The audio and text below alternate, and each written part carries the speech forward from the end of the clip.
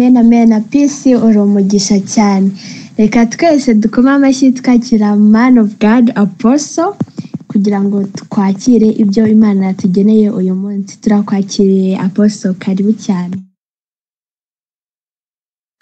Oh, hallelujah. Glory to God. Glory to God. Dusuhuzanye mu izina rya Yesu. Amen amen. Wow. Muri umugisha. Tuguwe neza cyane ko kongeye guhabwa uyu mwanya n'Imana, ndetse Mwuka Wera akaba ari budufashe kugira ngo dusobanukirwe kandi uyu munsi ijambo ry'ubuntu bw'Imana. Turashimira abantu bose mwitabiriye. Ndagira ngo n'ubundi ugira abantu bangahe wibutsa ko twatangiye, abantu bakigira abantu wibutsa muri inbox ko twatangiye, hanyuma batwiyungeho. Uyu munsi turakomeza n'ubundi kwiga. Ndaza kuvuga ku bintu biri sensitive cyane, muraza kumbabarira. Nanagize akantu kagasenyi nari mbivuze mu rundi rurimi kaga gripe ariko ijwi rirashobora kumvikana, nta cyatubuza kuvuga izina ry'Uwiteka. So turi kuri misunderstandings in the scriptures concerning salvation, igice cya 3.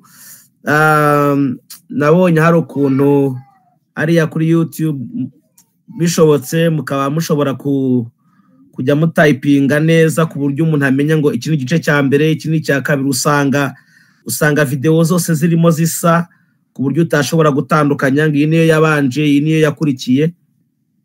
Muze kuza kueditinga mu bitunganye, muramugize neza, muri umugisha. Wow. Now twavuze ku bintu bigiye bitandukanye. Ejo twaganiriye kuri Yobu gatoya, ntago twagiye deep cyane kuko turacyagenda, n'abandi bigisha barahari bazakomerezaho, ariko ndimo nagenda nkurayo key point za misunderstanding. Abantu bagiye ba misunderstandinga Imana, bayumva nabi ndetse bakayitangaza nabi. Ariho Yesu ubwe yavuze ati ni jyewe wenyine, ni jye nzira. Niba ushaka kumenya Imana ni jye nzira gusa, niba ushaka kumenya ukuri ni jyewe kuri, ibindi byose bishyire ku ruhande urebe jyewe. Mose yarabihamije, aravuga ngo Imana izabahagurukiriza undi muhanuzi umeze nkanjye, aravuga ngo we ibyo azababwira muzabyumve. Mu yandi magambo, nagira ibyo avuga mugasanga bitandukanye n'ibyo nababwiye, ibyanjye muzabijugunye mufate ibye. Nicyo Mose yarashatse kuvuga, avuga ngo azaza. Hanyuma wa mudamu nawe wahuye na Kristo ahamya neza, abwira Yesu, aramubaza ngo mbese ni wowe Kristo? Ko batubwiye ko Kristo niyaza ari uzadusobanurira byose. Yesu aramubwira ngo ni jyewe. Haleluya, ni jyewe muri kuvugana. So nta gushidikanya yuko Kristo ari we wenyine watumenyesheje Imana, akayitubwira neza. So iyo dukora examination mu byanditswe, tuba turimo dukora icyo twita gukwiriranya mu Kinyarwanda ijambo ry'ukuri. So uyu munsi ndagira ngo tuze kuvuga cyane kuri misunderstanding zigenda zivugwa ku gakiza, ko gashobora gutakara cyangwa ko kadashobora gutakara, ko umuntu wakishijwe ashobora kurimbuka aramutse yitwaye nabi, cyangwa se ngo hari ukuntu byagenda ngo akarangiza nabi. Niyo mpamvu abantu bategura amasengesho basengera ngo iherezo ryabo, kubera yuko uyu munsi ngarakishijwe ariko ntabwo azi neza uko ejo bizagenda. Twagiye twumva ibijyanye na security y'agakiza, insurance y'agakiza, ariko uyu munsi ndagira ngo nongere mbigarukeho, ariko cyane cyane twifashisha imirongo abanyedini cyangwa se abantu barwanya ubutumwa bwiza bakoresha bagaragaza, bavuga yuko umuntu ashobora kubura agakiza. Tuyitangeho umucyo muri context vuba. Icyambere, ntabwo twahita tujya kuri iyo mirongo tutanyuze kandi mu mirongo igaragaza ko agakiza ari akiteka. Kugira ngo unyomoze ikinyoma, nuko ukinyomoza ukoresheje ukuri. Kugira ngo ukureho umwijima, ntabwo urwana nawo ahubwo ucana itara. So ndagira ngo tubanze ducana itara hanyuma umwijima urijyana wo ubwawo. Tuvuge n'abantu bare uwo mwijima bawuha agaciro, turebe naho babikura kugira ngo ejo cyangwa ejo bundi nuhura nabo uzabe witeguye kuvuga impamvu z'ibyiringiro byawe kuko Paulo yabwiye Timoteyo. So biragoye ko ushobora kuvuga ko agakiza gatakara cyangwa kadatakara utaramenya the nature of salvation cyangwa se uko agakiza gateye. Imana yagatanze imeze ite? Bibiliya ihamya neza ko agakiza ari akiteka. Ibyo bikaba bihamywa na karakteri y'uwatanze agakiza. Imana ubwayo niyiteka. Niyo mpamvu ifite aya mazina: Uhoraho, Uwiteka, Everlasting Father. Ayo mazina yose n'ay'Imana igaragaza ko iri eternal. God is eternal.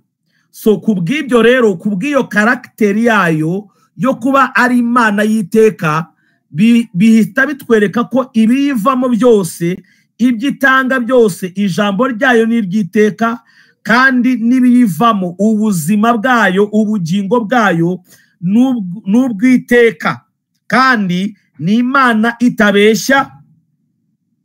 Icyo ni icya kabiri. Icya gatatu, ni Imana y'umwizerwa. Ni Imana y'iteka, ni Imana itabeshya, ni Imana y'umwizerwa. So muri Bible interpretation, ndagira ngo mbanze mbabwire gatoya. Muri Bible interpretation, ikintu cyemeza cyangwa se gikonfirima doctrine ni abahamya batatu, babiri cyangwa batatu aho bateraniye, mba ndi kumwe nabo. Mu yandi magambo, ntabwo bavugaga abantu nk'umuntu. Hari abantu benshi bajya babikoresha ngo mwami twaje, ni ijambo ryaraba ngo babiri cyangwa batatu. Ririya jambo babiri cyangwa batatu ni uguhamya, ni abantu babiri cyangwa batatu, ngo ni agreement, ni abantu bahuje umutima ku kintu kimwe. Ni abahamya. Uhereye kera mu isezerano rya kera byahamywaga n'abantu babiri cyangwa batatu bakagutera amabuye kuri umunyabyaha. Niyo mpamvu igihe bazanaga wa mugore baje barenga umwe, kwari kugira ngo byemezwe yuko babibonye, hanyuma itegeko rihite rijya mu bikorwa. Itegeko ryajyaga mu bikorwa mu isezerano rya kera kuko hari abahamya babiri cyangwa batatu. So doctrine rero n'ubundi muri Bible interpretation yemezwa iyo hari content iri mu ijambo ije inshuro ebyiri cyangwa eshatu. Niyo mpamvu hari amagambo ari muri Bibiliya atarigeze yemezwa nka doctrine cyangwa se nk'ibyo abantu bagomba kwizera kuko atigeze yemezwa kabiri cyangwa gatatu. Urugero, hari amadini yagiye afata ayo magambo ayakoresha, ariko nk'ijambo Yesu yavuze akavuga ngo abazizera muzababatize mu izina rya Data wa twese n'iry'Umwana n'iry'Umwuka wera. Ayo mazina atatu nta handi hantu wakongera kuyabona muri Bibiliya, ni hariya ari gusa. Niyo mpamvu atemezwa nka doctrine, kuko nubwo ari Yesu wayavuze bihita bitwereka ko hari ikindi kintu yavugaga.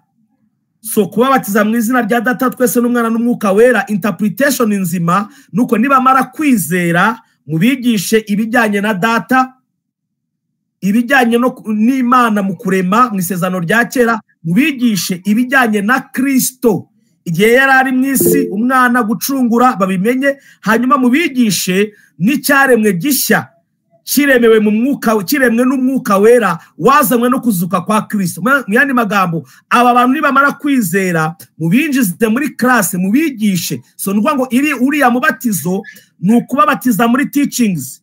Niyo mpamvu umurongo ukurikira avuga ngo mubigisha. So this baptism is teaching. Ntabwo ari ugushyira abantu mu mazi ngo mu izina rya Data twese n'Umwana n'Umwuka wera. No. So kubera iki byavuzwe rimwe gusa kandi ntabwo icyo ari doctrine. Now numva icyo ngicyo nkivuze kubera impamvu tugiye kujyaho. Let's examine some scriptures that confirm that salvation is permanent. Reka tugenzure ibyanditswe bimwe na bimwe bigaragaza yuko agakiza ari akiteka. So tumaze kwemezwa ibyo bituma twexamininga indi mirongo yose icarenginga cyangwa se icarenginga abantu kuko confusion mu byanditswe ntabwo iba muri Bibiliya. Nubwo abantu bayikura muri Bibiliya, confusion mu byanditswe iba mu mitwe y'abantu.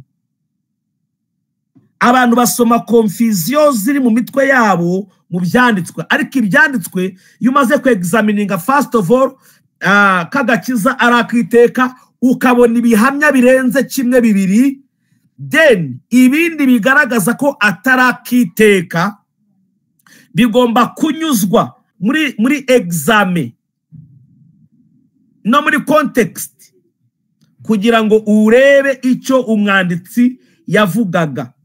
Reka tubanza turebe ibyanditswe byemeza yuko agakiza arakiteka. Turahera mu bahanuzi igihe bahanuraga agakiza bavuze yuko kazaba arakiteka. Yesaya 45 tujyane ndihuta cyane kugira ngo tuze gukoresha iminota neza. Yesaya 45:17 aravuga ngo ariko Isiraheli azakirishwa n'Uwiteka agakiza gahoraho. Isiraheli azakirishwa n'Uwiteka agakiza gahoraho.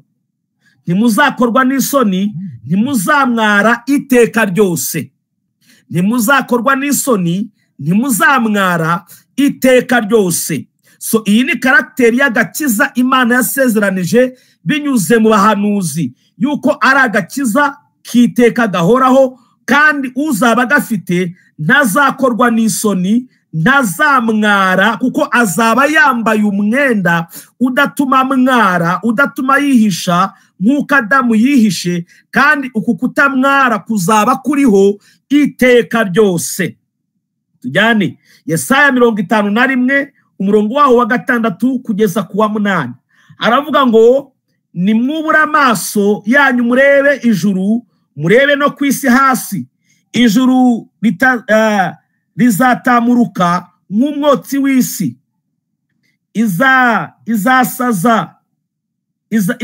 isi izasaza nk'umwambaro, n'abayirimo bazapfa nk'isazi, ariko agakiza kanjye kazagumaho iteka. Ariko agakiza kanjye kazagumaho iteka ryose, kandi gukiranuka kwanjye ntikuzakuka. Aha, gukiranuka kwanjye ntikuzakuka. Murongo wa 7 nimunyumve yemwe abazi gukiranuka, ishyanga rifite amategeko yanjye mu mitima yabo.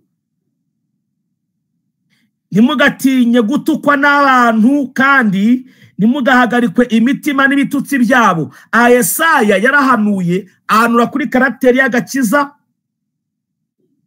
ko no gukiranuka kw'Imana kari ukwiteka ryose. Arangije ku murongo wa 7 arimo aravuga ku cyaremwe gishya, nimwumve yemwe abazi gukiranuka. Yani magambo, aba bantu bamaze kumenya gukiranuka k'ukuri kw'Imana. Paulo yandikira Abaroma mu gice cya 10 umurongo waho wa 4 uhere ku murongo wa 2 kugeza ku wa 4 avuga uburyo Abisiraheli ngo kuko batari bazi gukiranuka kw'Imana byatumye bihimbira gukiranuka kwabo. Yesaya ku murongo wa 7 arimo aravuga ngo nimwumve yemwe abazi gukiranuka. Ngo Yesaya arimo aravuga noneho abamaze kwizera bakamenya gukiranuka kw'Imana.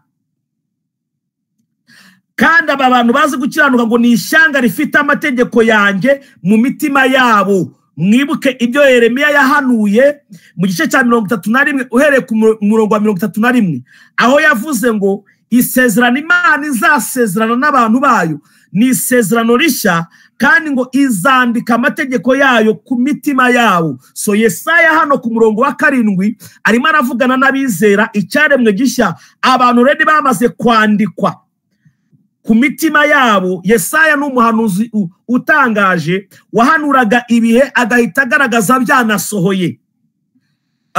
tubona ko yahanuye ko umwari azasama inda, arongera ahanura ko duhawe umwana w'umuhungu. So yahanuye iby'agakiza, ahita ahanurira n'abantu bazizera, abantu bazi gukiranuka, ishyanga rifite amategeko yanjye mu mitima yabo. Ahita abona ko abo bantu kandi bazinjira mu karengane, ahita babwira n'uko bagomba kwitwara. Aravuga ngo ntimugatinye gutukwa n'abantu. Already arimo arabona bari mu karengane. Ntimugatinye gutukwa n'abantu kandi ntimugahagarikwe imitima n'ibitutsi byabo. 8, kuko inyenzi zizabarya nk'uko zirya imyambaro, n'umuranda uzabarya nk'uko urya ubwoya bw'intama, ariko gukiranuka kwanjye kuzahoraho. Imana ishimwe. Iteka ryo iteka, n'agakiza kanjye kazagumaho ibihe byose. Aha ni Yesaya arimo avuga uburyo uko twanyura muri persecution uko ariko kose, agakiza k'Imana no gukiranuka kwayo biri ku buzima bw'abera n'ibyiteka ryose, nta cyabikuraho nta cyabivanaho. Aho ni mu bahanuzi. Reka twihute tujye muri 4 Gospels, cyangwa se igihe Yesu yari ari ku isi. Turasoma gusa imirongo yo mu gitabo cya Yohana kubera ko kubw'umwanya wacu ushobora gukomeza gukora etide, nta kibazo. Turasoma Yohana 3:16, natire y'agakiza Imana yasezeranije, kuko Imana yakunze abari mu isi cyane byatumye itanga umwana wayo w'ikinege, kugira ngo umwizera wese atarimbuka ahubwo ahabwe ubugingo buhoraho. So natire y'ubugingo bwahawe uwizera n'ubugingo buhoraho. So Yohana 3:16 ni ikimenyetso, ni evidence yuko agakiza, ubugingo twakiriye muri Kristo, ari ubugingo buhoraho. Yohana 5:24 haravuga ngo nukuri ndababwira yuko uwumva ijambo ryanjye akizera uwantumye aba afite ubugingo buhoraho kandi ntazacirwaho iteka, ahubwo abavuye mu rupfu ageze mu bugingo. Aha nabwo Yohana, Yesu muri iyi Evanjiri ya Yohana arimo aravuga yuko umuntu wese wizeye aba afite nonaha kandi icyo afite ni ubugingo buhoraho. Yohana 10:27 kugeza kuri 29 hari amagambo avuga ngo intama zanjye zumva ijwi ryanjye, nanjye ndazizi kandi zirankurikira. Nziha ubugingo buhoraho kandi ntizizarimbuka na hato iteka ryose. Ntizizarimbuka na hato iteka ryose, kandi nta uzazivuvunura mu kuboko kwanjye. Data wazimpaye aruta bose, nta ubasha kuzivuvunura mu kuboko kwa Data. Aya ni amagambo Yesu yavuze agaragaza yuko abantu bamwizeye bahawe ubugingo kandi batazarimbuka na hato. Ntabwo ari ukugeza igihe runaka, ahubwo ni ukugeza iteka ryose. Agaragaza icyo twita double insurance, ko turi mu biganza bya Kristo kandi turi mu biganza bya Data, kuko Kristo na Data ari umwe. Aho ni muri 4 Gospels, aho Kristo yahamije yuko agakiza atanga ari akiteka kadashobora gutakara. Now mu nzandiko ariho turi buza no gutinda, turi buza no gusanga izo contradiction cyangwa se uko kudahuza kwagiye kugaragara, tugusobanureho. Urwandiko rwa Paulo yandikiye Abefeso, wow, ndumva ndimo ndihuta cyane ariko kandi turi kumwe, ndabeze ko turi kumwe. Rwandiko niba uba utabyumvise neza ushobora gusubiramo. Izi sermon nigishije muri iyi minsi kuva ku wa mbere kugeza uyu munsi, ni ya sermon nkurekomanda kugenda ukongera ukumva nibura inshuro 2 kugira ngo uze gusobanukirwa neza mu buryo bwimbitse ibyo twavuze, kuko akenshi ahanga tuba twihuta, ariko iyo usubiyemo ugasubiramo witonze biragufasha. Rwandiko Paulo yandikiye Abefeso 1:13 kugeza kuri 14 ni urwandiko rugaragaza ko agakiza twahawe gafite security kandi arakiteka. Aravuga ngo niwe namwe mwiringiye mumaze kumva ijambo ry'ukuri, aryo butumwa bwiza bw'agakiza kanyu, kandi mumaze kwizera, niwe wabashyizeho ikimenyetso, aricyo Mwuka Wera mwasezeranijwe, uwo twahaweho ingwate yo kuzaragwa wa murage kugeza ubwo umwami Imana yaronse izaba acungura ubwiza bwayo bushimwe. Uyu ni Paulo ari kubwira itorero ry'Abefeso ababwira yuko umunsi bizeraga ubutumwa bwiza bashyizweho seal, bashyizweho ikimenyetso. Iki kimenyetso ni kigaragaza yuko uri uw'Imana iteka ryose. Aravuga ngo uyu mwuka twawuhaweho ingwate. Iyi ni ingwate igaragaza yuko ibisigaye inyuma data azabikora. Agakiza, to be saved, ni assurance yuko uzaba saved. Agakiza karimo ibice bitatu. We are saved. Now, because we are saved, we are being saved. And because we are saved, we will be saved. Ngira ngo birumvikanye kabisubiramo ngerageza kubishyira mu Kinyarwanda. Twarakijijwe. Kubera ko twakijijwe turimo turakizwa. Sanctification, gutunganywa n'ijambo ry'Imana. Ibi bibaho kuko turimo twiga gukura mu mwuka. Hanyuma kandi kubera ko twakijijwe tuzakizwa. Uku gukizwa kwa nyuma ni igihe urupfu ruzaba rukuweho burundu, kudapfa kumize gupfa. Kudapfa kuzaba gukuyeho gupfa.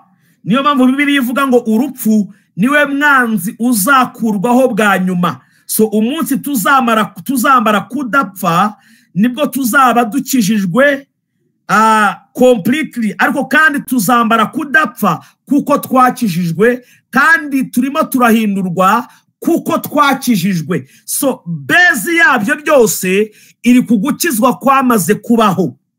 Munyumve neza. We are being saved because we are saved. And we will be saved because we are saved. So bivuga ngo igice kidahinduka muri ibi ngibi ni iki cya mbere cyarangiye kiri complete. We are saved. Arimo arabwira rero ngo mwahawe umwuka w'ingwate ubemeza neza yuko data salima dofari ya bandoma azaba ngo Imana izacungura imibiri. So uyu mwuka w'Imana dufite ni ingwate igaragaza ko data azaducungura byimazeyo, agacungura n'iyi mibiri yacu. Kandi biri 100% birizewe kuko Imana yaduhaye ingwate y'umwuka wayo. So bivuga ngo iyo utishyuye, iyo utamaze ideni waratanze ingwate, bivuga ngo uba witeguye guhomba iyo ngwate. Kandi abantu bajya gusaba amadeni muri banke murabizi ingwate ibihenze kurusha ideni. So bivuga ngo gucungurwa kw'imibiri yacu ntabwo ari byo bihenze kurusha icyo twahaweho ingwate. Icyo twahawe ingwate nicyo gihenze. So Imana kutaza gucungura umubiri wawe bivuga ngo yaba yiteguye to lose his spirit to you. Hallelujah, hallelujah. My God. Leko pranazo variada. So bivuga ngo rero icyo twahawe kirakomeye kurusha icyo dutegereje kuzahabwa.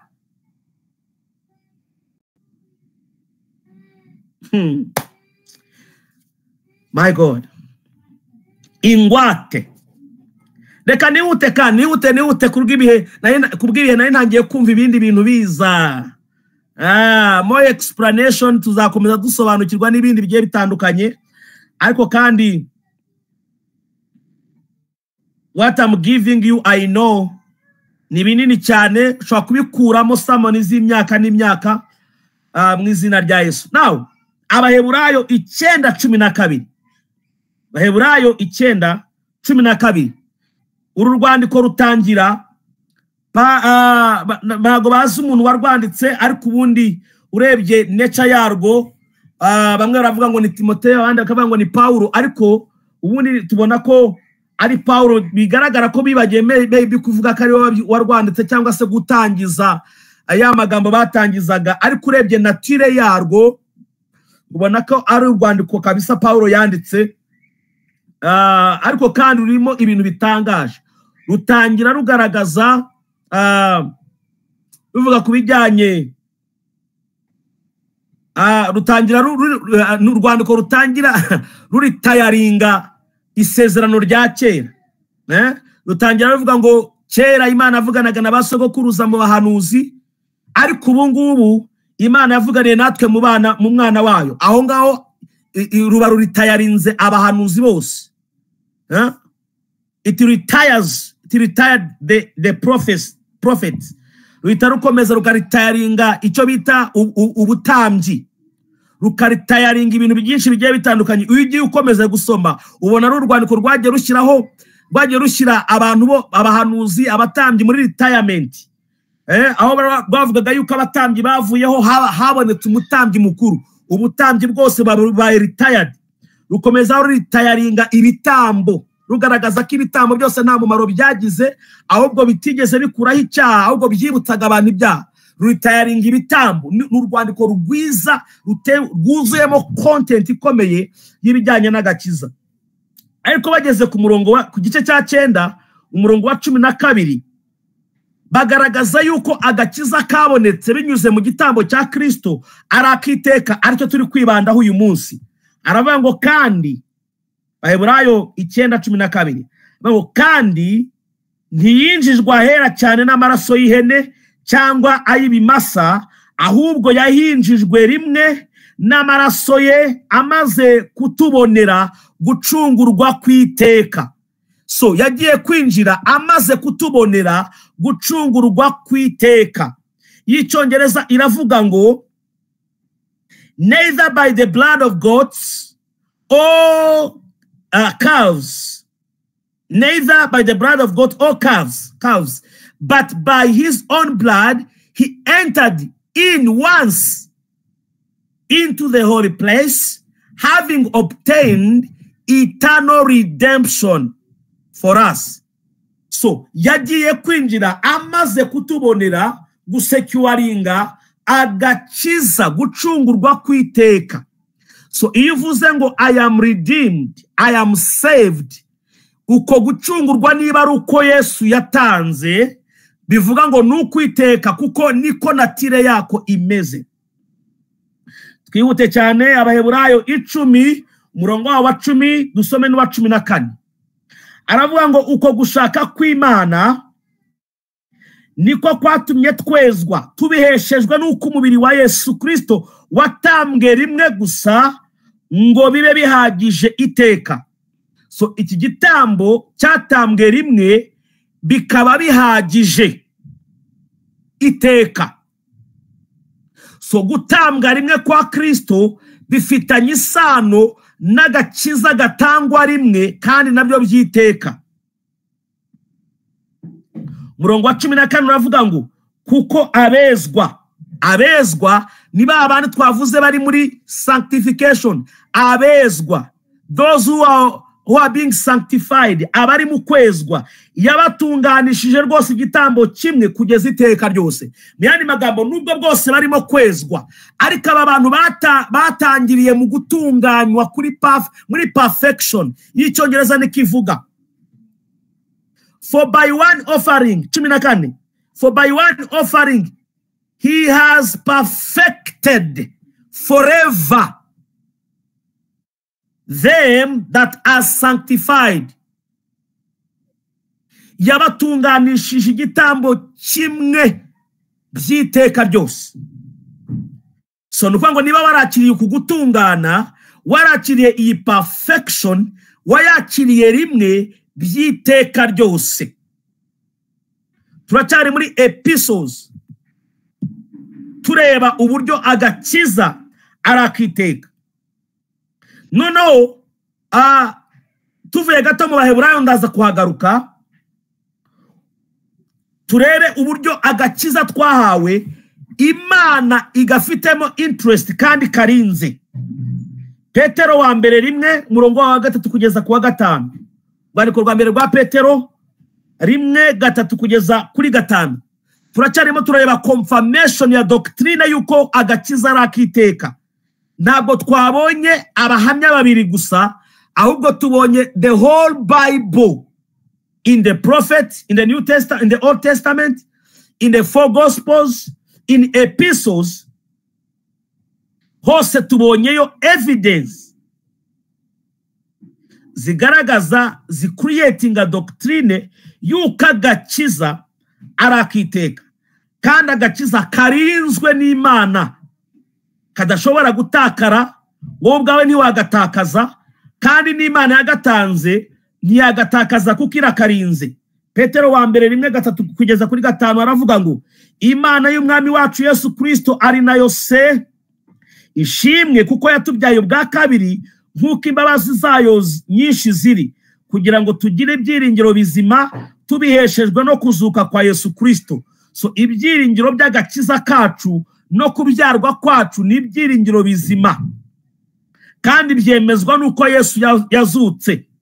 Twarabibonye mu Bakorinto 15, Bakorinto wa mbere 15, aho bavuga yuko iyo Kristo atazuka ibyiringiro byacu biba ari iby'ubusa. So ibyiringiro byacu biri confirmed kuko Kristo yazutse.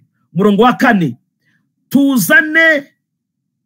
tuzabone umurage utabasha kubura cyangwa kwandura cyangwa kugajuka. So uyu mugabane, uyu murage twahawe binyuze mu gakiza, mu kuzuka kwa Yesu, ni umurage udashobora kubora, uncorrupted. Ni umurage udashobora kwandura. So iyo Yohana avuga ngo hahirwa abamesera, ntabwo ari present continuous. Hahirwa abamesera ibishura byabo mu maraso ya Yesu, ntabwo ari present continuous. Kumesera ibishura byabo birangira avuze ngo kugira ngo bemererwe kurya ku giti. So kumesera ibishura mu maraso y'umwana w'intama w'Imana n'ukwizera amaraso ya Yesu, hanyuma iyo yizeye uhita urya ku giti cy'ubugingo, kandi iki giti ntabwo ukiryaho kabiri, ukiryaho rimwe. So abantu bizeye Kristo mbafitiye amakuru meza, ntabwo muzarya ku giti cy'ubugingo, ahubwo mwariye zaniwa balando, mwamaze kurya ku giti cy'ubugingo. My God, my God. Abantu mwizeye mwamaze kurya ku giti cy'ubugingo, bivuga ngo mwamaze kumesera ibishura byanyu mu maraso ya Yesu. Ni figure of speech ivuga kwambara umwambaro uhawe na Kristo. Ahangaha bisubiramo ngo ni umwambaro, ni umurage udashobora kwandura. Ngo niba udashobora kwandura, ntabwo wakongera kujya kuwufura. Rimwe bavugaga ngo amaraso ya Yesu, ngo amaraso ya Yesu ngo nagasabune ugafashwa. Ngo amaraso ya Yesu ngo nagasabune ngo tumeshesha ngo imyenda yacu. Mukomeze mumese ntacyo nababwira iki.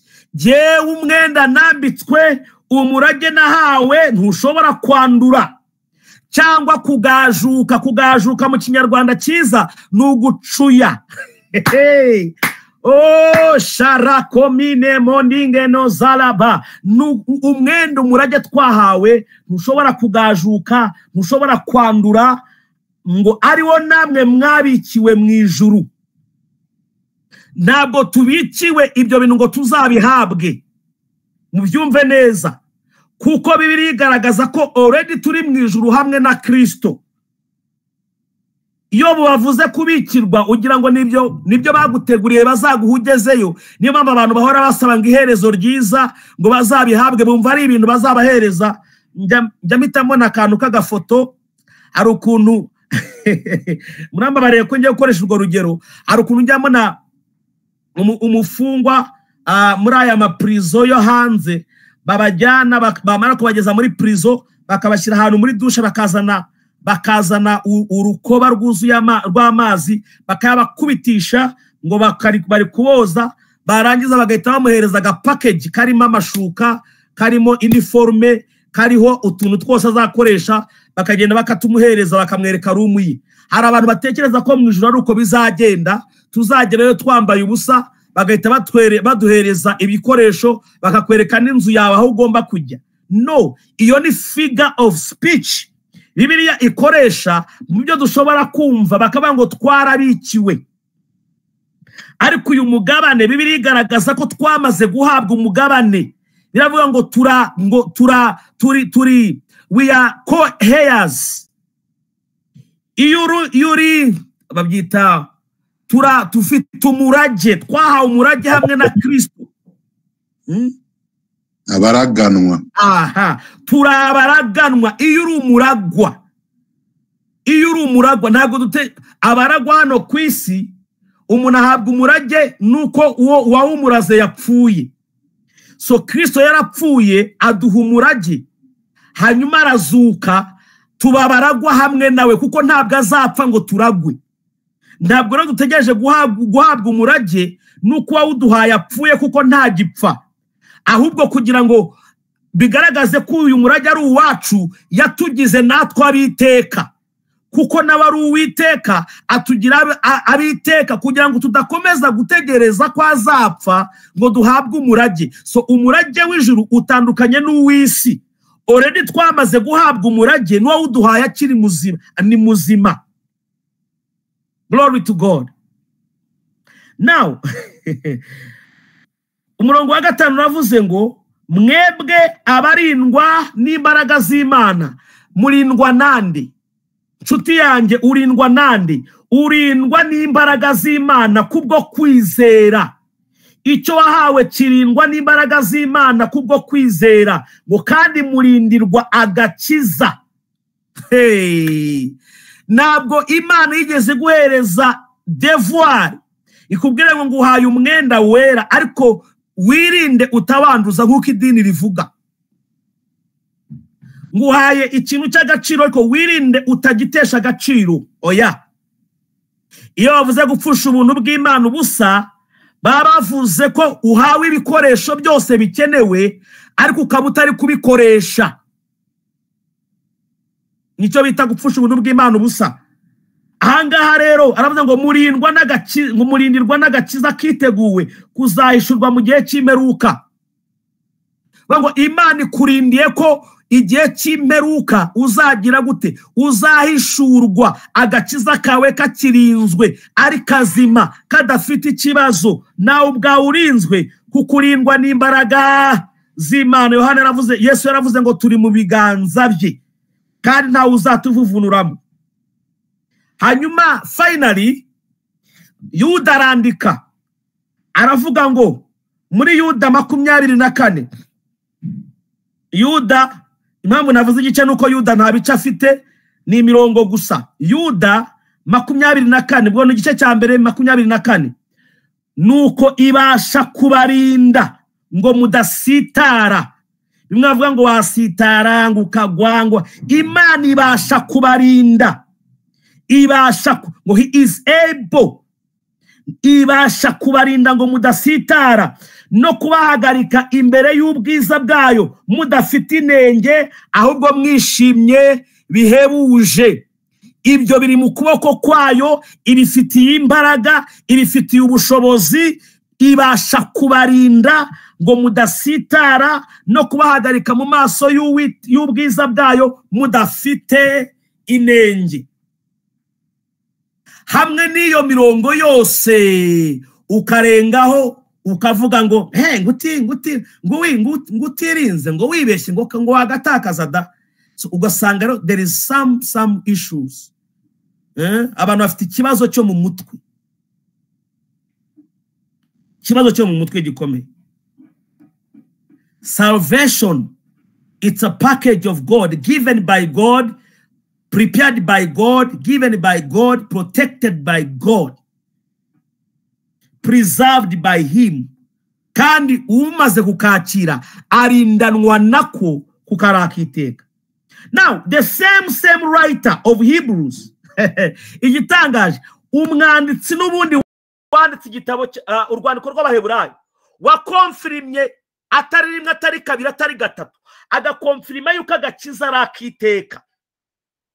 Yamenye ko abantu bazatangira kwibaza ibibazo, ngo batangire kwibaza ngo ese ubwo umuntu ntiyagatakaza, umuntu ntiyabura agakiza. Arabimenya, niyo mpamvu yamekinze ibintu clear, yandika indi mirongo. Mwibaze mu Baheburayo n'ubundi imirongo ibwira abantu yuko bashobora gutakaza agakiza, abantu bibeshya ko batakaza agakiza, n'ubundi iri mu gitabo cy'Abaheburayo. umwanditsi n'umwe wemeje ko agakiza kadashobora gutakara bitewe n'uwagatanze, akanavuga ko iri jambo muryumve ndaza kurigarukaho, yuko uwagatanze yabikoze rimwe gusa bitazongera kubaho ukundi. Arangije yandika amagambo akonfuzinga babandi untaught. Petero yavuze ngo ni untaught people and unstable, abakonfuzinga bagatekereza ko agakiza katakara, ntibamenye yuko uwanditse uru rwandiko ahamye ko kadashobora gutakara yakoresheje iyi mirongo yongera gushimangira ko bidashoboka. Now umurongo wa mbere bakoresha ukomeye ukonfuzinga nanone uri mu gitabo cy'Abaheburayo igice n'ubundi cya 10, mu gice cya 10 aho yavugiye ko yabikoze rimwe bikaba bihagije iteka, ni naho yavugiye aya magambo kubijyanye no gukora ibyaha nkana. Abaheburayo 10:26 baravuga ngo niba dukora ibyaha nkana tumaze kumenya ukuri, ntihaba hasigaye igitambo cy'ibyaha keretse gutegerezanya ubwoba gucirwaho iteka no gutegereza umuriro w'inkazi uzarya abanzi b'Imana. Uyu murongo uragoye cyane kusobanura utabanje kumenya context y'igitabo y'urwandiko rw'Abaheburayo. Umenye yatangiye avuga iki, ese muri iki gice cya 10 aho yarageze yararimo avuga iki?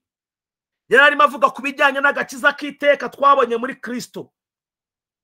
Arangije avuga ibyo gukora ibyaha nkana.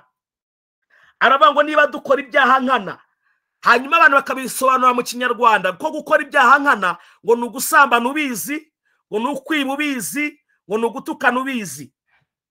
First of all, reka tubanze niba Ikinyarwanda gukora ibyaha nkana nk'Ikinyarwanda, nta muntu n'umwe udakora ibyaha nkana. Uramutse ubisobanuye mu Kinyarwanda, nta muntu n'umwe muri aba bizera. Kugira ngo usobanukirwe uyu murongo neza ubanza kuwusobanura, mbese iyaba gukora ibyaha nkana ari ugukora ibyaha nkana mu Kinyarwanda. Reka tubanze turebe aho ngaho. Iyaba gukora ibyaha nkana ari ugukora ibyaha nkana mu Kinyarwanda, hanyuma rezilita zibivamo zikaba ari izi ngizi ngo keretse ngo nta gitambo kiba kigisigaye cy'ibyaha, keretse gutegerezanya ubwoba gucirwaho iteka n'umuriro w'inkazi uzarya abanzi b'Imana. Now tubanze twibaze, iyaba gukora ibyaha nkana ari ugukora ibyaha nkana mu Kinyarwanda, ninde muri mwebwe muri abangaba bari ahangaba bateranye? Reka ndeke kujya kuri ba pasiteri babivuga, mbanze mvuge kuri abangaba bizeye mwebwe turi kumwe mu materaniro. Iyaba gukora ibyaha nkana ari ugukora ibyaha nkana mu Kinyarwanda, kandi Bibiliya ikabivuze ko abakora ibyo ngibyo nta gitambo cy'ibyaha kiba kigihari, ahubwo ngo baba bategereje kimwe gusa, kurimbuka. Hari umuntu amanika ahangaha ukuboko ambwira ati aho ngaho jyewe nari buzanyureho, kuko kuva amaze gukizwa ntago nongeye gukora icyaha mbizi. Mu yandi magambo twese turi ahangaha nyuma yo gukizwa no kwizera hari ibyo twakoze tubizi ko ari ibyaha. So rero niba gukora ibyaha nkana ahangaha ari ugukora ibyaha nkana mu Kinyarwanda, twese twakagombye kuba dutegereje gucirwaho iteka n'umujinya uzarya abanzi b'Imana. So bivuga ngo rero ntabwo agakiza kaba kakiri agakiza ka kandi twabonye kiteka karindwa n'Imana. So bivuga ngo rero gukora ibyaha nkana si ugukora ibyaha nkana mu Kinyarwanda, ahubwo ni ugukora ibyaha nkana tugendeye muri context yabivugiyemo. Ni iyihe? 28, umurongo wa 28, ndaza gusubira ruguru. Haravuga ngo uwasuzuguye amategeko ya Mose ko atababarirwaga, ahubwo bakamwica abagabo 2 cyangwa 3 bamushinje. Ahise atubwira yuko ngo mu gihe cya Mose iyo umuntu yicaga amategeko, munyumve neza, abantu babiri cyangwa batatu nk'uko twabivuze bamushinjije bakamushinja ngo baramwicaga, yabaga yishe iki? Itegeko. Ngo nkanswe ukandagiye umwana w'Imana agakerensa amaraso y'isezerano yamwejesheje, agahemura umwuka utanga ubuntu, ntimugira ngo azaba akwiye igihano gikabije cyane kuruta bya bindi. Ndagira ngo munyumve neza abantu b'Imana, context irimo iragereranya abantu babiri, uwo kwa Mose mu gihe cy'amategeko, ariko akaba yasuzuguye itegeko. Mu yandi magambo, itegeko ryavugaga ngo ntusambane, ntugasambane, ariko yasuzuguye itegeko ajya gusambana, hanyuma ahamywa n'abantu babiri cyangwa batatu. So iyo bamuhamyaga rero yaterwaga amabuye. Barimo baratwereka n'undi muntu wo mu gihe cya Yesu cyo gucungurwa. Uyu muntu we ntabwo yishe itegeko, ahubwo ngo yakandagiye umwana w'Imana akerensa amaraso. Mu yandi magambo, ni umuntu wabwirijwe ubutumwa nk'uko uriya yabaga yabwiwe itegeko hanyuma akaryica. Uyu nawe ni umuntu wabwirijwe ubutumwa akamenya ukuri. Niyo mpamvu hariya ku murongo wa 26 ngo niba dukora ibyaha nkana tumaze kumenya ukuri.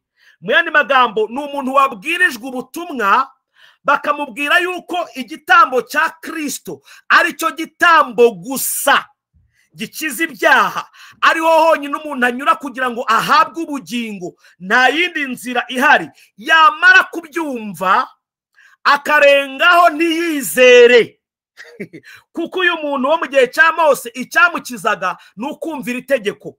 So mu gihe cya Yesu nawe ugomba gukira ni ukumvira iki gitambo akizera. Mu gihe cya Mose wagombaga kumvira itegeko, mu gihe cya Kristo ugomba kwizera amaraso. Hanyuma uyu nguyu ngo akandagiye umwana w'Imana akerensa amaraso, akerensa amaraso. Aho bakunda gukonfuzinga n'ahangaha ngo y'isezerano ngo yamwejeje. Banza wumve, ntabwo uyu muntu yejejwe mu buryo bwo ko amaze kwizera, ahubwo yejejwe muri Kristo Yesu. Abwiwe yuko yababariwe ibyaha, yanze kwakira imbabazi, yanze kwakira ubutumwa bwiza. Ariko aya maraso yo yamaze kubikora, kuko niyo yonyine ashobora kubikora, ariko arabyanze, arabikandagiye, arabikerensa. Aravuga ngo uyu muntu ntimugira ngo azaba akwiye igihano gikabije cyane kuruta bya bindi. Niba wasuzuguraga itegeko baramuteraga amabuye agapfa, uyu nguyu rero wanze kwizera Kristo azahura n'icyo bita urupfu rwa kabiri, eternal death, destruction, kurimbuka kw'iteka, kuko yagize gute? Yanze kwizera. Mu yandi magambo, gukora ibyaha nkana ahangaha batubwira ni ukubwirwa ko igitambo cya Kristo ari cyo gitambo gusa gishobora kugukiza, hanyuma wowe ukabyanga, ukanga kucyizera. Niyo mpamvu bavuze ngo ntihaba hagisigaye ikindi gitambo cy'ibyaha. Mu yandi magambo, uramutse wanze igitambo cya Yesu, nta kindi gitambo gihari, nta yindi choice ihari, nta yindi nzira yo gukira. Ngira ngo nsubiye ruguru noneho maze gusobanura context, murahita mubyumva ko noneho bisobanutse. Yanze igitambo cya Yesu, ntihaba hagisigaye ikindi gitambo. Wabwiwe ubutumwa wanga kwizera, so nta yindi nzira, nta bundi buryo. Hanyuma uyu muntu wanze kwizera, ikiba gisigaye ni ugutegerezanya ubwoba gucirwaho iteka, no gutegereza umuriro w'inkazi uzarya abanzi b'Imana. Hanyuma indi jambo ryo gusobanura ahangaha ni ijambo abanzi b'Imana. Ntabwo umuntu wamaze kwizera yitwa umwanzi w'Imana. Twari abanzi b'Imana mbere, nk'uko birivuga mu Befeso ngo twari abanzi b'Imana, we were the enemies of God. Ariko urukuta rwatugabanyaga, rwatumaga tuba abanzi, Yesu yarukuyeho. So rero ahangaha umwanditsi w'Abaheburayo yagaragaje ko uyu muriro uzarya abanzi b'Imana. So ni abantu batarizera, ni abantu banze ubutumwa bwiza, ni abantu bahakanye Kristo kugeza ku iherezo ryabo bakamwanga. so gukora ibyaha nkana ntago ari ukujya gusambana ubizi ko gusambana ari icyaha, ntago ari ugutukana ubizi ko gutukana ari icyaha. Gukora ibyaha nkana ni ukwanga Kristo wamaze kumva ubutumwa.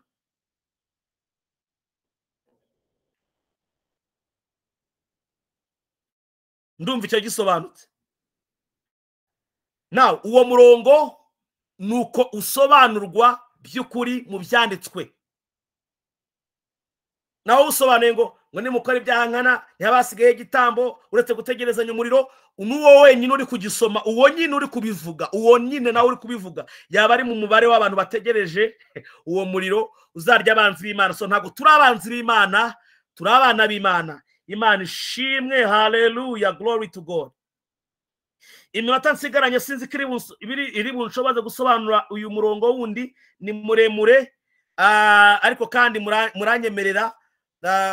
Numvise Mpano arimo abasaba imbabazi ejo ngo tuzatunganya ku by'igihe, ariko mwene data niba udashobora kwihanganira ijambo niharenga iminota 10 utangire kurakara uba utarakizwa.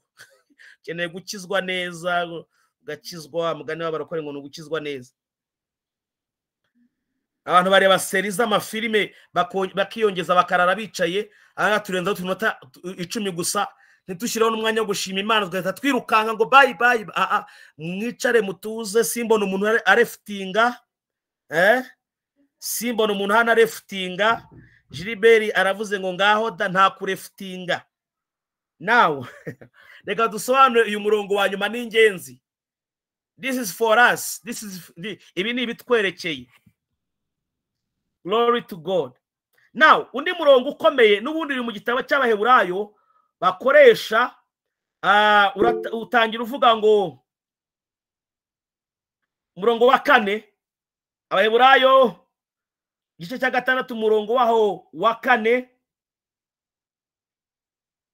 ariko ndaza gusubira inyuma tujye muri context neza kugira ngo dusobanukirwe icyo uyu mwanditsi yavugaga. Kuko bidashoboka ko abamaze kuvirwa n'umucyo bagasogongera impano iva mu ijuru bakagabana ku mwuka wera bakanasogongera ijambo ryiza ry'Imana n'imbaraga z'igihe kizaza, maze bakagwa bakavamo, ntibishoboka kongera kubahindura bashya ngo bihane, kuko baba bongeye kwibambira umwana w'Imana bakamukoza isoni ku mugaragaro. Kuko niyo mirongo uko ari 3, wa 4, wa 5 n'uwa 6 bahita bagusomera bati ntureba hano baravuze ngo ntibishoboka yuko abantu bamaze kuvirwa n'umucyo iyo bongeye kugwa, ntibishoboka ko bakongera ngo bongere babe bashyashya. Ariko kandi iyi mirongo iyo isomwe gutyo ni abuse, baba abusinze ibyanditswe. Ugomba kubanza gusubira muri context ukareba uyu mwanditsi avuga aya magambo, kuko uyu murongo utandukanye n'uriya twasomye. Uriya wo mu Baheburayo 10:26 ni abantu banze agakiza, banze kwizera. Uyu murongo rero n'uw'abantu bizeye ariko bakanga gukura mu bijyanye n'imirimo myiza, gukura mu bijyanye n'imirimo myiza. Tubimenya dute? Dusubiye muri context.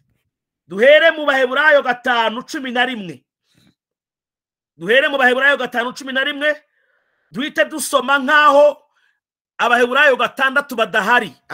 Dusome duhite dukomerezaho igice cya 5 kirangiye, turetse dukomerezaho 6 umurongo wa mbere, kuko Bibiliya ntabwo yanditswe mu mirongo n'ibice. So iyo dusoma rero dusomera ibyanditswe byose hamwe kugira ngo tumenye context. Haravuze ku murongo wa 11 ngo tumufiteho byinshi byo kuvugwa kandi biruhije gusobanurwa kuko mwabaye ibihuri. Arimo aravuga kuri Kristo, aravuga ngo tumufiteho byinshi byo kumuvugaho, ariko biratugora kubisobanura kuko mwafashe umwanzuro wo kuba ibihuri, slow to understand. Arimo aravugana n'abantu bari slow to understand ibi bintu bijyanye n'agakiza, babaye ibihuri, banze gukura, bafite ignorance ariko iri willful, barasoma ariko ntibasobanukirwe. Niryo jambo ni jambo rimwe mu kigiriki ryakoreshejwe igihe Yesu yabwiraga abigishwa babwira ngo mbese mwabapfumwe, all fools, slow to understand. Muri Luka 24 niryo jambo ryakoreshejwe ahangaha, mwabaye ibihuri, agnio, the willful ignorance, slow to understand. Murasoma ariko ntimubyumva. Ni abantu bizeye ariko babaye ibihuri mu gusobanukirwa, mu kumva. Tubimenya dute? Iyo ukomeje gusoma baravuga ngo kandi ubwo mwari mukwiye kuba bigisha, ubwo mwari kuba mukwiye kuba bigisha ubu, kuko mumaze igihe kirekire mwiga. Mu yandi magambo, iyo umuntu amaze igihe kirekire yiga aba agomba kuba umwigisha. Impamvu tubigisha ahangaha nuko iyo umaze igihe kirekire wiga nawe uba ugomba kuba umwigisha. Abefeso 4:11 kugira ngo abera batunganirizwe kugabura iby'Imana. Umuntu wese urimo kwiga yigishijwe, iyo amaze igihe kirekire yiga aba agomba nawe kuba umwigisha. So ahangaha uyu mwanditsi arimo aravuga ngo mwakagombye kuba muri abigisha by now, ariko kandi dore musigaye mukwiye kongera kwigishwa namwe iby'ishingiro rya mbere ry'ibyavuzwe n'Imana, kandi mwahindutse abakwiye kuramizwa amata aho kugaburirwa ibyo kurya bikomeye. Mu yandi magambo, ni abantu bigishijwe igihe kirekire ariko ntabwo baragera ku rwego rwo gukura, baracyakeneye gukomeza kwigishwa bya bindi bya mbere, ibyo gukiranuka kw'Imana, bya bindi by'agakiza. Bakeneye kongera gukomeza kubisubirirwamo, kuko niyo fondasiyo. Utabimenye ntukura. Tubimenya dute yuko utabimenye utakura? N'uyu murongo ukurikiyeho wa 13 uravuga ngo kuko unywa amata abataraca akenge mu by'ijambo ryo gukiranuka, kuko akiri uruhinja. Abataraca akenge mu by'ijambo ryo gukiranuka. Mu yandi magambo, Bibiliya umuntu ivuga yuko akuze ni umaze gusobanukirwa ibijyanye no gukiranuka kw'Imana. Niyo yaba ari bishop, niyo yaba ari apostle, ataramenya ibyo gukiranuka kw'Imana, Bibiliya imwita uruhinja. Abakiri uruhinja. Umuntu wese utarasobanukirwa iby'ijambo ryo gukiranuka ntabwo ashobora no kujya gusobanukirwa ibindi. Abantu babwiye ibintu bikomeye, ibintu 15 byatuma ukura mu mwuka, ibintu 7, ariko uyu muntu bari kubwira ni uruhinja, kuko atarasobanukirwa iby'ijambo ryo gukiranuka. The word of righteousness niyo fondasiyo y'umwizera wese abanza gusobanukirwa, akaba persuaded, ubundi akarushaho kumenya, akabona kumenya ibindi bijyanye n'ubuzima bw'umwizera, bijyanye no gukura, bijyanye no gukorera Imana, ariko abanje gusobanukirwa iby'ijambo ryo gukiranuka. 14 ariko ibyo kurya bikomeye ni iby'abakuru bafite ubwenge kandi bamenyereye gutandukanya ikibi n'icyiza. Ni abantu barimo gukura, ni abantu barimo ububazi gutandukanya. Now ukomerejeho mu gice cya 6 umurongo wa mbere, ariko ntabwo turi bivuge gutyo, turakwita dukomerezaho dusoma ngo nicyo gituma. Aha urabona, nicyo gituma dukwiye kuba turetse guhora mu bya mbere bya Kristo. So arimo arabwira ngo ntabwo bidukwiriye kujya tuguma muri bya bindi buri munsi, ngo tukigira imbereho, ngo tugere aho dutunganirizwa rwose. Imana ikeneye kutangira kubaho mu buzima yaguteguriye, atari ugora tugusobanura ngo urumva ngo uri umukiranutsi, hanyuma nyuma y'umwaka ngo ariko rero ngo sindabyumva neza, ngo mumbwire ngo ubuse koko ngo ndakiranuka ngo kandi nkirakara. You see, ntabwo urasobanukirwa. Pawulo arimo arababwira ngo I argue to you, tuve kuri iyi nshinga, tubanze tube persuaded, tubirenge, dutangire tuvuge iby'ubuzima no gutunganywa, tuvuge kugendera mu buzima bwuzuye Imana yaduteguriye, tuvuge ibijyanye no gutegeka iyi si Imana yaduhaye ubutware twahawe, kwirukana abadayimoni no kubwiriza ubutumwa bwiza, guhindura isi kuba umucyo. Imana ishimwe, dukeneye kuvuga kuri ibyo bintu. Tuzahora kuri ibi ngibi twemezanya, umwe yemeza mugenzi we ko turi abakiranutsi mpaka ryari. Tukigira imbere kugira ngo tugere aho dutunganirizwa rwose, twe kongera gushyiraho urufatiro bwa kabiri ari urwo kwihana imirimo ipfuye no kwizera Imana, ngo twongere dusobanure ngo urumva arimo arabwira ngo we have to grow, cyangwa twongere kubigisha ibyo kubatizwa no kurambikwaho ibiganza, n'iby'abapfuye, n'iby'urubanza rw'iteka. Urumva ibyo byose mukwiye kubirenga mukapasuwedeni kugira ngo mubashe kumenya n'ibindi. Niyo mpamvu uzasanga abantu bigisha ubuntu bw'Imana bibanda cyane ku byo kubabarirwa ibyaha gusa, akaba aribyo bavugaho iteka, ntabwo bakora ngo bagere mu gutangira kuvuga ku buzima bw'umwizera, ngo bakure batangire gusobanukirwa iby'ubutware bw'umwizera. Imana ishimwe cyane, batangire kubaho ubuzima Imana yabateguriye. Icyo ni igice kimwe babayeho mu buzima bw'igice kimwe, kandi ndabazi bene abo ngabo bahora baburana ku bijyanye no gukiranuka gusa no kubabarirwa gusa, bagahera aho ngaho, ariko utamuzanira umuntu urwaye dayimoni ngo ayirukane utamuzanira umuntu urwaye abazimu ngo abirukane.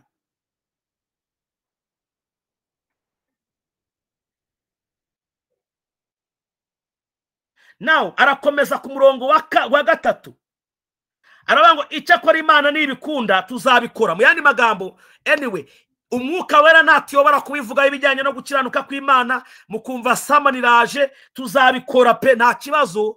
Hari haza barimo abantu bashyashya bakeneye kubyumva. Umwuka Imana nibikunda tuzagira gute? Tuzabikora. Mu yandi magambo, iyo nyigisho nayo ntabwo yirukanywe ntabwo ivanweho. Umwuka aratuyobora tukongera tukabisubiramo kugira ngo hagire usobanukirwa. Now murumva abantu ari kuvugana nabo ni abantu bizeye, bigishijwe igihe kirekire, ariko banze gukura, bataragera ku rwego rwo gukora imirimo myiza ifatika. Hanyuma abandi bari kubwira, ahita akomeza rero ngo kuko bidashoboka. Aba bantu, reka nongere nsubire inyuma mbahe background. Aba bantu kuko babwirijwe kenshi, bakigishwa kenshi, ariko bakaba batarimo guhinduka, ubuzima bwabo bukaba butari kureflectinga gukiranuka kw'Imana, ntabwo bari kugaragaza umucyo muri bo, kandi baramaze kwizera. Aba bantu rero bafite intekerezo muri bo yuko bashobora kuba baraguye, n'abareba batekereza ko ahari bashobora kuba baraguye, barabivuyemo, bategereje kongera gusubizwa bushyashya, kongera kubwirizwa ubutumwa bwiza, kongera kubwirizwa Kristo ngo bongere babyuke. Arimo arababwira ngo nubwo mumaze igihe kirekire cyose, mwari mukwiye kuba muraha, mwari mukwiye kuba mukora ibi, mwari mukwiye kuba mugira gute, ariko muracyakeneye kongera kubwirwa ibi n'ibi. Dore rero ukuntu bimeze, ntabwo bivuga yuko mwaguye, ntabwo bishoboka kuko bidashoboka. So kudashoboka ahangaha bavuga ntabwo ari ukubyutswa kw'aba bantu. Kudashoboka kuvugwa ahangaha ni ukuba baraguye batakiri abizera. Ntibishoboka kuko bidashoboka. Ndabisobanura, nari mbanje kukavuga gutyo kugira ngo mubyumve. Kuko bidashoboka. So the impossibility is in falling. Kuko niko batekerezaga, kubera kudakura uko kubahugura kose, barimo baratekereza bati ahari wenda dukeneye kongera kubwirizwa, tukongera tukihana. Kuko natwe, njyewe nawe, reka ngiye nivuge, ntago nakubwira igihe najyaga numva ubutumwa bwiza, cyangwa umuntu akaza akabwiriza niyo yaba atabwirije ubutumwa bwiza, nkongera nkavuga shati noneho nongeye gukizwa pe, nongeye gukizwa nk'inshuro nk'eshatu cyangwa enye, nkajya nicara nkavuga noneho pe, ndumva uyu munsi aribwo nkijijwe. So aba bantu rero nabo ni uwo mutima bari bafite, nyuma yo kubabwira ibyo badatunganya, nyuma yo kubabwira ko banze gukura, no kubabwira ko hari ibintu batari bakwiye kuba bacumva barabirenze bahitaga bagira imitima yo kumva ko bakeneye kongera gukizwa. Pawulo ahita ababwira yuko ibyo bidashoboka, yuko umuntu yagera ku rwego yaramaze gukizwa rwo kongera gukizwa. None atangira kuvuga impossibility aho ziri ni hehe, kuko bidashoboka ko abamaze kuvirwa n'umucyo, abantu bamaze kuvirwa n'umucyo already bagasogongera Imana iva mu ijuru, bamaze gusogongera ku Mana iva mu ijuru, bakagabana ku mwuka wera, bamaze guhabwa umwuka wera. Wow, I love this. Bagasogongera ijambo ryiza ry'Imana n'imbaraga z'igihe kizaza, bamaze kwakira ubugingo buhoraho, imbaraga z'igihe cy'ubu n'igihe kizaza, ngo maze bakagwa bakavamo. Ngo ntibishoboka, ntibishoboka ko aba bantu bashobora kugwa, ntibishoboka. It is impossible. Okay, mbabwiye ko mwanze gukura, mwari mukwiye kuba mwigisha uyu munsi. Mu yandi magambo, mwanze gukura, muracyakora imirimo ya kamere. Bamwe muri mwebwe ntago mugaragara nk'abantu bakijijwe, ariko niba mwaramaze kwizera, mwamaze gusogongera kuri iyi mpano, ntibishoboka ko mwagwa mukavamo. Akomeza kuvuga ahantu hari impossibility, ngo ntibishoboka kongera kubahindura bashya ngo bihane. Mu yandi magambo, waramaze kwizera, ntago byashoboka yuko wakongera ngo reka nongere mbe mushya, kuko already uri mushya, wamaze kwizera. Ntibishoboka ko wakongera ngo uhindurwe kandi ube mushya, ngo kuko baba bongeye kwibambira umwami, kwibambira umwana w'Imana, bakamukoza isoni ku mugaragaro. Mu yandi magambo, izo nshuro zose nye izo nshuro zose nye navuze ngo noneho uyu munsi nibwo nkijijwe, ngo noneho uyu munsi ndihannye, uyu munsi nibwo nakiriye agakiza. Izo nshuro zose nye nari ndimo kuvuga ngo uwancunguye bwa mbere ntibyari bihagije, niyongera abambwe, niyongera akorwe n'isoni ku musaraba Igorogota. Inshuro ya kabiri ndongera ndavuga niyongera abambwe, niyongera akorwe n'isoni ku musaraba Igorogota. Pawulo arimo aravuga ahangaha ngo ntibishoboka. Kubera iki? Uyu mwanditsi w'Abaheburayo ubwe niwe watubwiye inshuro nyinshi, atubwira ko yabikoze rimwe gusa ngo bibe bihagije iteka. Mu yandi magambo, Kristo ntashobora kongera gupfa, Kristo ntashobora kongera gukorwa n'isoni. Rero iyo uvuze ngo nongeye gukizwa, ngo nongeye kwihana, uba ushatse kuvuga ko wowe bishoboka.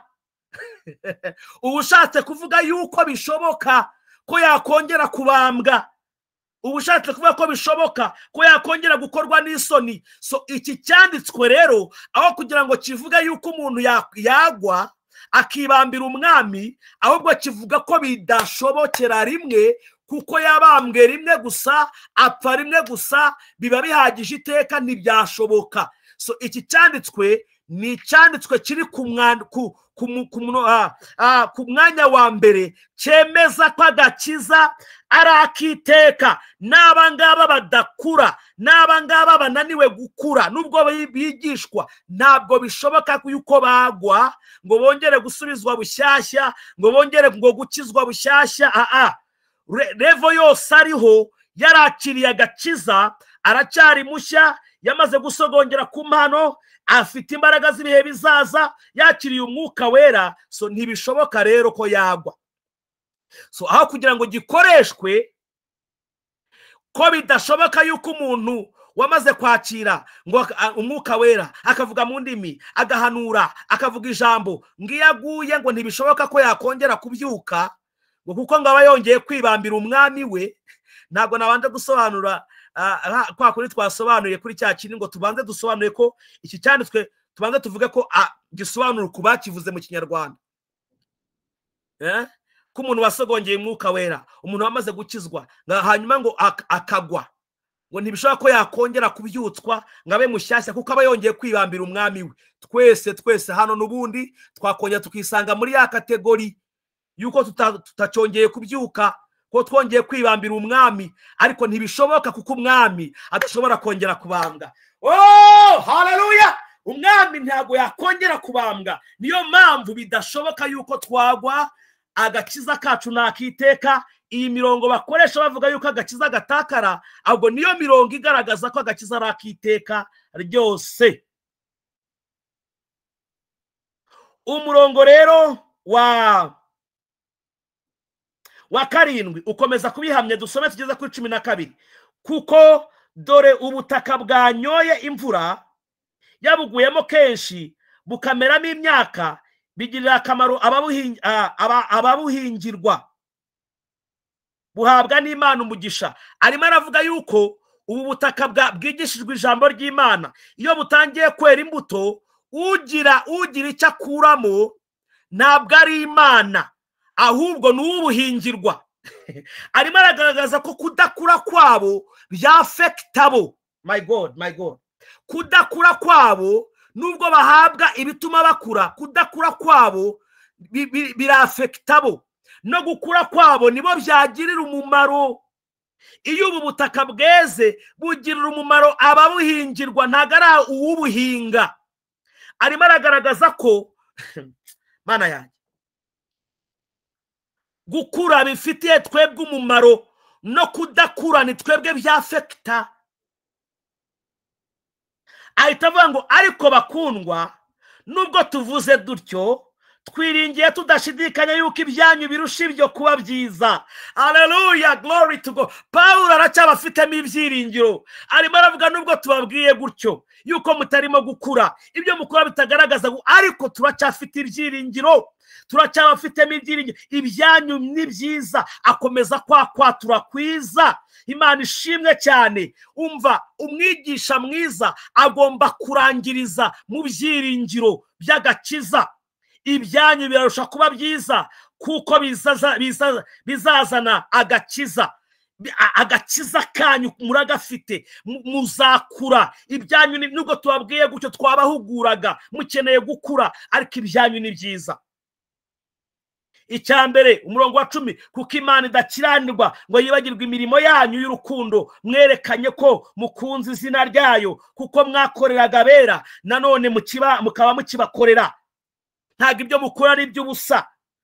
Arimo arapreciatinga kandi ibyo abona bakora, imirimo y'urukundo. Ariko rero tubifuriza cyane ko umuntu wese wo muri mwe yerekana uwo mwete wo kurinda ibyiringiro byuzuye kugeza ku mperuka. Arimo arababwira ni ukuri imirimo yanyu turayibona, mukora imirimo y'urukundo, mufasha abantu. Ibyo bintu ntabwo ari iby'ubusa, ariko kandi turifuza.